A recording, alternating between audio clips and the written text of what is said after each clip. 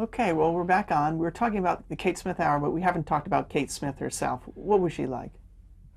Well, Kate Smith was a wonderful, remarkable talent.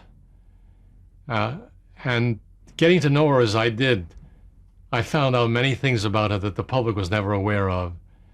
She was a great performer for the theater.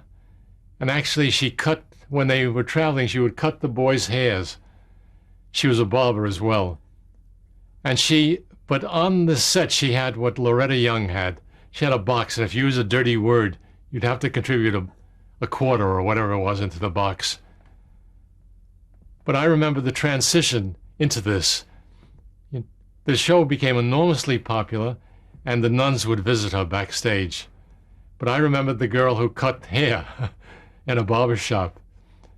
She was a huge woman physically, and Ted Collins was her manager and also the co-host, with Kate of the show. And he was the one who I got the political figures for. We called it the Cracker Barrel session. But we had Helen Hayes, we had many, many artists who would appear on daytime television, and we had writers who wrote special material for them. So you could make a 15-minute program that had a beginning, middle, and an end to it, which was not that easy.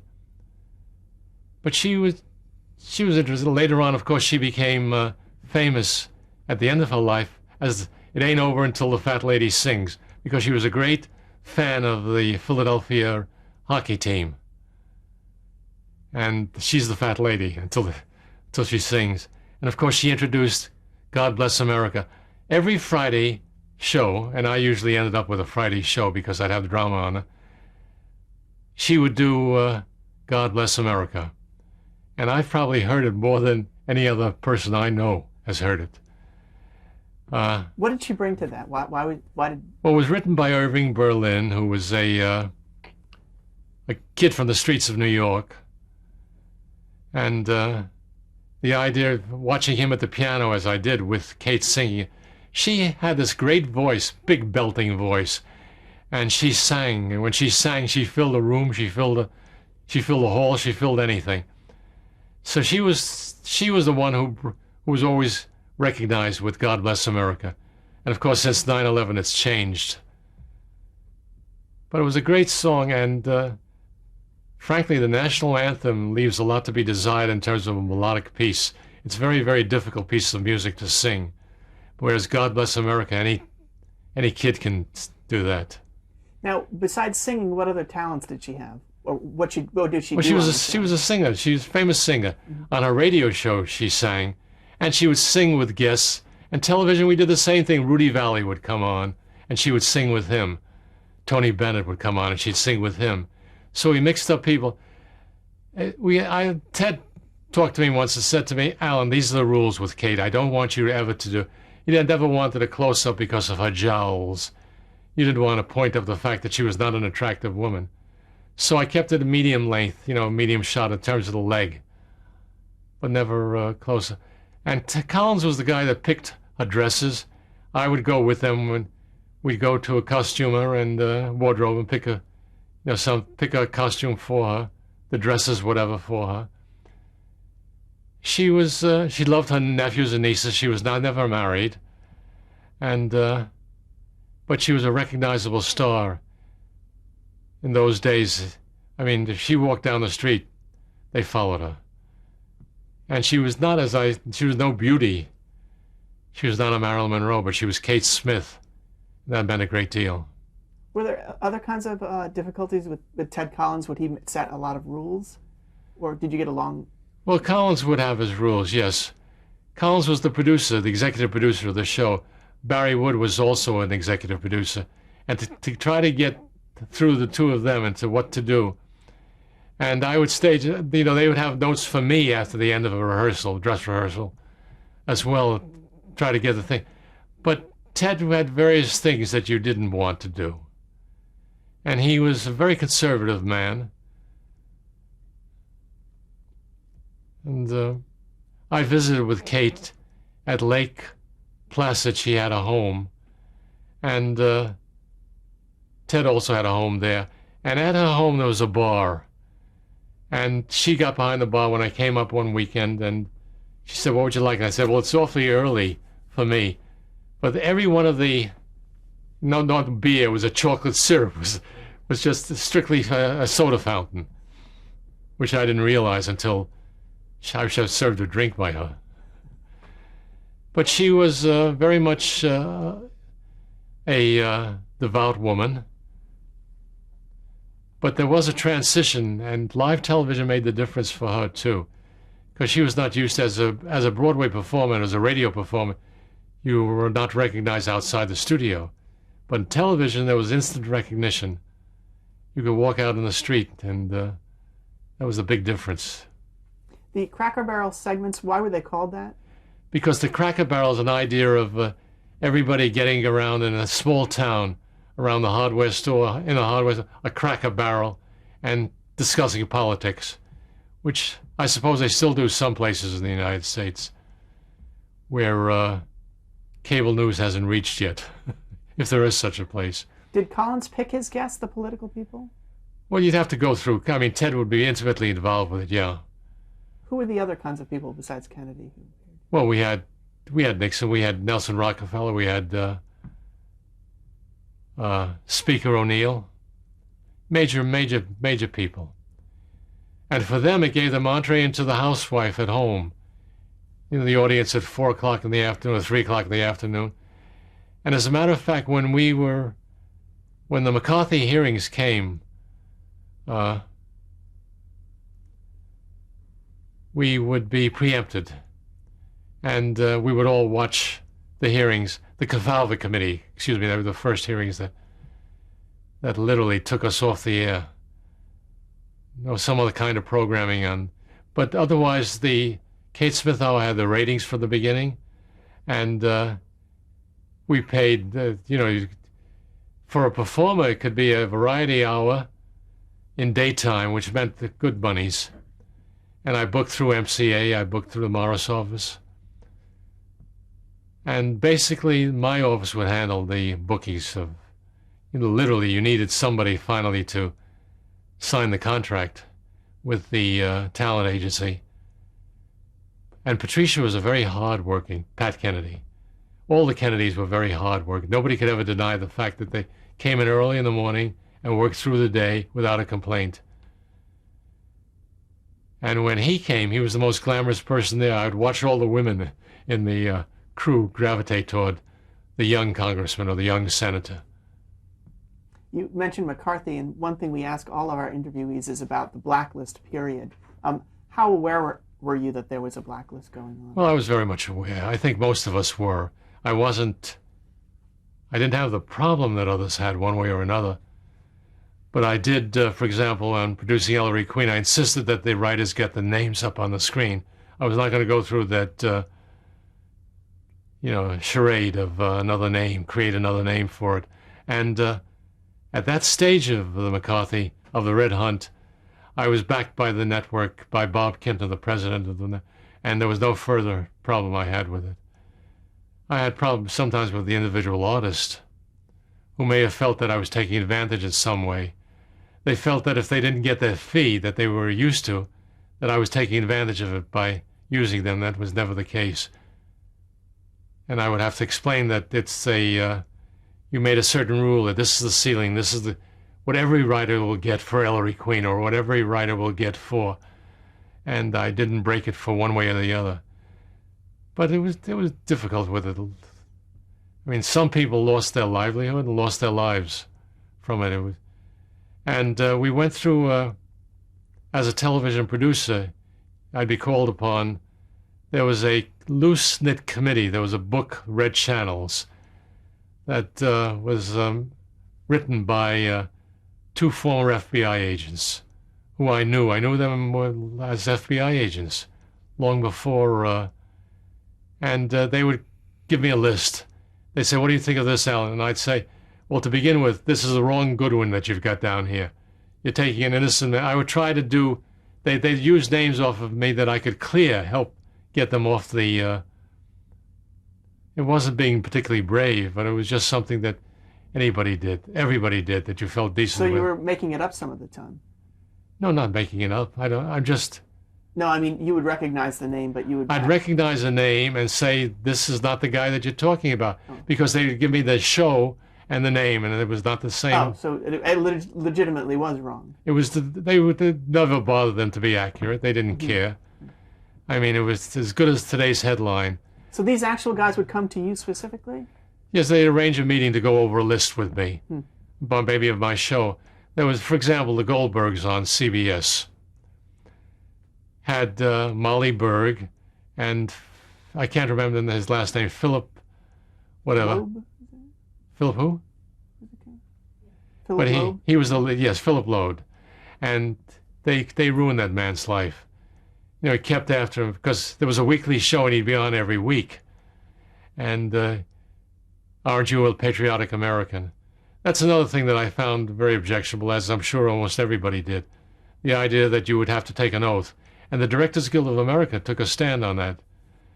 Joe Mankiewicz and, of all things, a far Republican by the name of Ford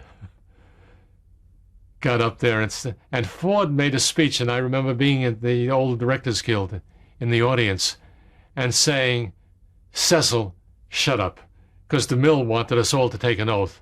And Joe Mankiewicz said, why should we be singled out to take an oath? We've all taken our oaths.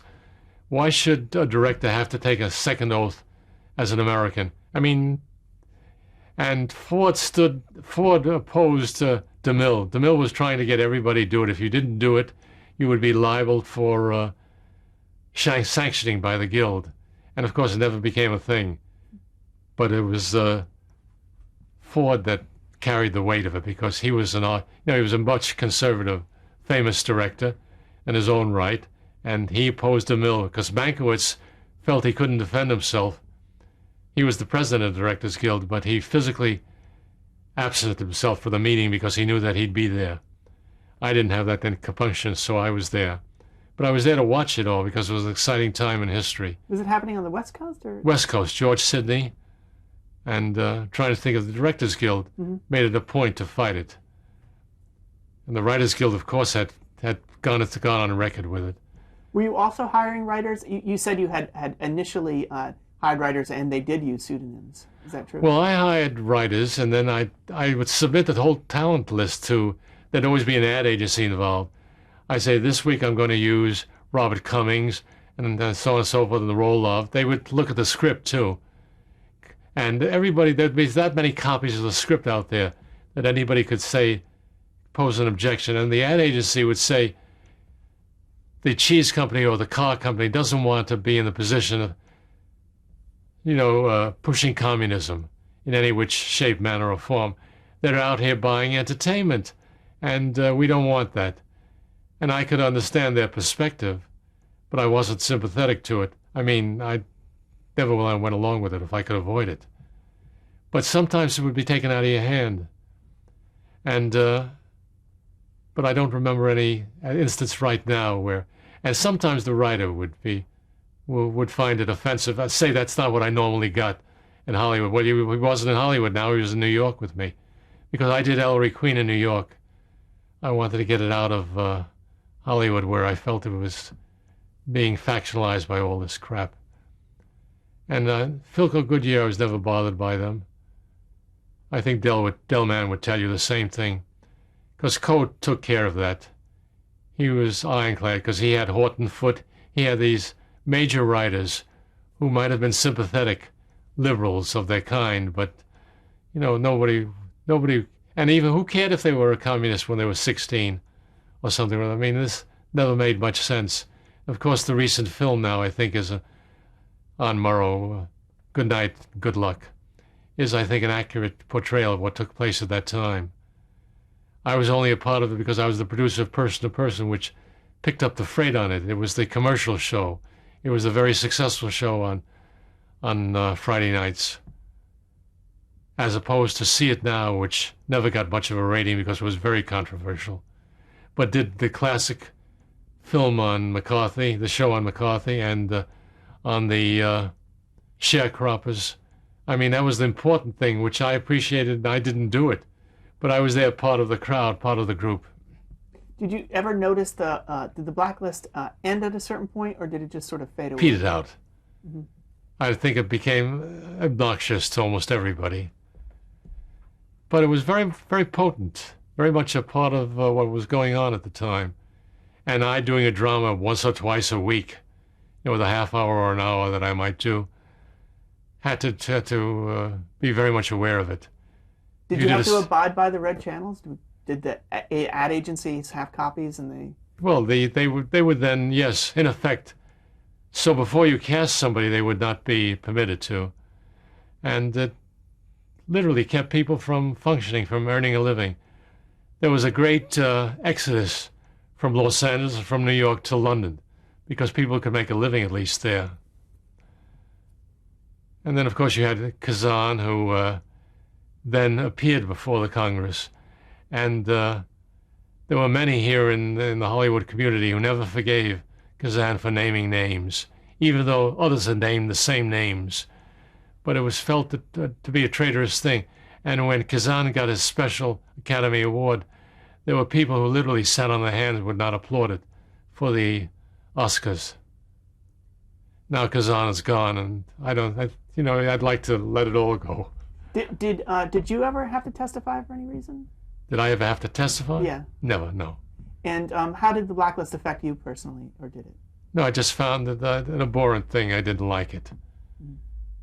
But it didn't affect me in terms, except that it was there. It was there, something you had to live through each week. Okay. Let me go back for a moment to Meet the Press. We didn't really finish off with it. What are some of the guests that you remember on the show? Well, I remember Begin. I remember looking through the files recently, Attorney General of the United States, McGrath, various politicians, Foley, the Postmaster General, and presidential candidates, and also Whittaker Chambers with Alger Hiss, who was the guy that buried the secret in a trunk of a fallen oak. But sometimes writers, and sometimes even actors. Were any of them controversial that you remember in those? They were all controversial. That's why they would get on the show to begin with. Mm-hmm. And Meet the Press stayed Meet the Press, and still is on the air today, of course. Can you say a word about Lawrence Spivak? What was he like? They were nice. They were all reporters who I would have a feeling with and for. And mainly it was picking the shots and cautioning them, and occasionally dealing with an extremely difficult guest. I mean, people came on the show, they'd be loaded sometimes, and you try to cut around the obvious drunk. You try to avoid getting him on. And I try to stop that by suddenly there'd be a illness, and it would not appear this week. That happened to me on 2 different occasions, where the guest was too drunk to appear, or would make a fool of himself. You try to save people from themselves. Do you think they did it because they were nervous to be on TV, or? I don't know why they did it. They did it because they were maybe alcoholics or whatever. But and what about Martha Roundtree? Yeah, well, she was the overall boss of the show in terms of getting the guest reporters and the guests on. Spivak was the host, but they interchanged their jobs. To me, they were one person, Martha and Loris. Was it unusual to have a woman producer in those things? No, not really. Mm-hmm. No, But the nature of the show was kind of a fixed show. Nobody went any place with it. There were shows like that. I did something called Author Meets the Critic, which basically is an author, and the rest are all critics. Same kind of physical framework as Meet the Press. And you got people that are out there trying to sell their books, and would use television. Was exciting. It was new, and you could go downstairs and then people would talk to you about what they'd seen last night or yesterday. And of course, then you had sports come in. But your daily newscast literally came from Studio 3H, again the reverse camera trick, with Camel. I've forgotten who the newscaster was. This is before Brinkley, huh? John Cameron Swayze. John Cameron Swayze, yeah. So he'd be there, and he would rehearse too, because he'd have to rehearse his artifacts, whatever prop he'd pick up or visual implementation that they'd utilize. So he would do it with his director. And then in the control room, his director would get up and I would, because I followed him on the air with John Conte Little Show, and I would get in and my technical director would come and there'd be a changing of the guard, literally. But the first camera would have to be free. So they'd leave him with one camera that he'd say goodnight on, and the other two cameras would go on down to the other end of the studio. One stage, one studio. A little bit hair-raising. So in terms of the cables and the mobility, you got over it or you fell on them. And people fell. So it was all happening in sort of the same space. You would just It was in the same space. One show after another show, and whatever rehearsals were there. And these enormous cameras with the upside-down viewfinders, which it's almost prehistoric. I guess maybe the Library of Congress has one or two in there. But I can't remember. I can't know whether there might be one today. Maybe in a museum. Another show you did was Broadway Open House. Yeah, Broadway Open House, which I was one of the directors on it, was the forerunner to the Tonight Show. But even before Steve Allen, there was a nightly show that we would do, usually vaudeville performers, or from what we call the Bush Circuit. And we would get together in a dry rehearsal room and put together a show. And Jerry Lester was the host, a comic from Burlesque. And Ray Malone was the dancer. Milton DeLugg was the orchestra leader. And it would all be live. It would take place right after the nighttime news. You know where the Tonight Show is now, pretty much. And it would all be live, as the Tonight Show is now, except it's taped earlier in the day. We didn't have the luxury of tape. But you had an excitement, which I'm so sorry to see it disappear, as it has pretty much in live television. Live is today live on tape. Live is pretty much your sport, which is, even the Olympics are taped for nighttime. So it's something is missing with it. So and of course, it gave young people like myself a chance at it. Which you were doing the Tonight Show time slot, unlike today. Again, Tonight Show is taped.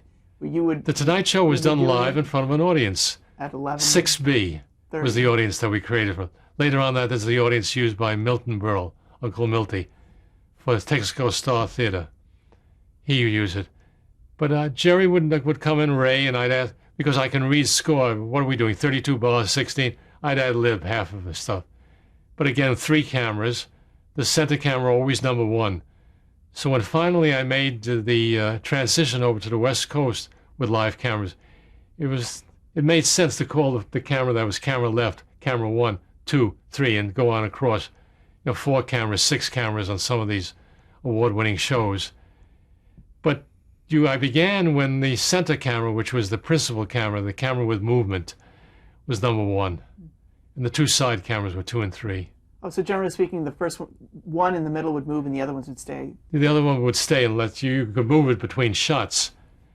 And I was one of the first directors to give out a camera sheet. Again, I'd have to go to the camera director. But I learned the lenses, and what I would do is I would write down the sheet for the drama so they could clip onto the camera. So he would remember that he had a 40 millimeter shot, which was his 3rd shot. Then he would go to the 4th shot, which would be another camera lens, and it'd be on the side. He would then look, and they'd be numbered on the floor. He could then move it. It would help him. And as long as I went through his boss, the technical director, it was fine. Only at the time of, there was a potential strike in New York, do I remember that the entire camera crew took me, before we went on the air, into the toilet so that they could go over and discuss with me the shot. Their union line was that they had to hold it. We never knew whether we'd get on the air. And this was Robert Montgomery Presents, which was on at 9 o'clock on Monday nights, live. And at 7:30, we didn't know whether we'd be on the air because technically the cameramen were going out on strike. But nobody wanted a strike. I mean, the people that want it the least are the ones who actually work it. So you were secretly meeting with them? We went to saw it in the bathroom, yeah. Did they go on strike? No, they never did. We went back and we did the show. We ad-libbed it from the sheets. They remembered the comments that I had made, and I told them the corrections I'd given to the cast, where there'd be a change in the staging, if there was a change that late. Occasionally you would cut. Occasionally you'd be long. On a variety show like Broadway Open House or any of the Admiral Reviews that I did the Phil Harris show. I did the Colgate Comedy Hour, Martin Lewis. And, but, you would allow 6 minutes on the clock to begin with, and then you would eat into the 6 minutes with the laughs. If it was 6 minutes, it depended upon the show. With me, it was 6 minutes on the Colgate Comedy Hour. And I would have been, in the middle, I might say, what time? They'd say 4. I'd be left with 4 minutes of a spread that I had to fill with the live audience reaction, that there was no way that we could determine it as you were staging it without an audience there. But that was the excitement of putting on a show. That's what show business should be all about. And I hope out there's some people that remember this and keep it. Some small station someplace that they can keep on working live. Was it sometimes hard to catch the comics? Were they also unreliable in terms of... No, the comics were, again, they were pros, and they're used to working with an audience. But they would do the bit for me, and they'd say, how much you giving me, Alan? I'd say, about 1.5 minutes. They'd say, that's not enough. I'm going to eat up more time. I'm going to do this pratfall here. It's worth 2 minutes. Or we'd go over it to try to determine what the audience reaction would be. But you'd have to adjust in the control room. And the only things that I had left at the end were the closing crawl and maybe a goodbye to spread it or to cut it. Did you sometimes have to cut that closing? Sure, you had to cut to get off the air. Did you ever have any problem where I had to cut a closing commercial sometimes. Oh, really? Did that happened too. Cause problems? Of course, the ad agency would be in the ad agency was never permitted in the control room, but they had a client's booth where they could see what was going on right behind me. And most of the control room was built at that time. But something lost, and I hope you people keep it alive. What is the show City at Midnight? Again, my sense of it, live television, is the sense of excitement with it.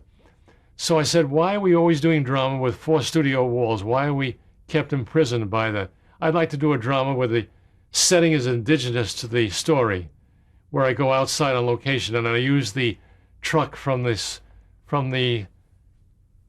Sunday game. So I know it has to be on a Tuesday night. Let me do Tuesday night.